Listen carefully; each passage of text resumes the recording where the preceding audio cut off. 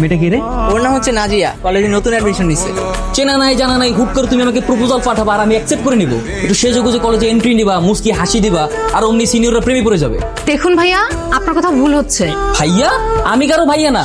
আজকে ভাইয়া, দুদিন পরে ভাইয়া থেকে ছাইয়া ছাইয়া, তাই তো? তোমার মতো মেয়েদেরকে না আমার খুব ভালো মতো চেনা আছে। বিশ্বাস করুন, আমি আপনাকে কোনো চিঠি দিই নাই।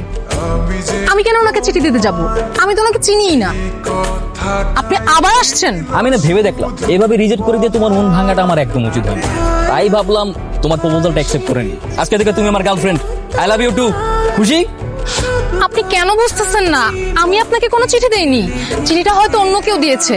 এই, কিসের ভালোবাসা? হ্যাঁ, আমি কতবার বলবো আপনাকে আমি আপনাকে কোনো চিঠি দেইনি?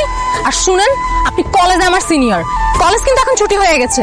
এখনো কিন্তু আপনি আমার সাথে উল্টাপাল্টা কিছু বলতে পারবেন না, তাহলে কিন্তু ভালো হবে না বলে দিলাম।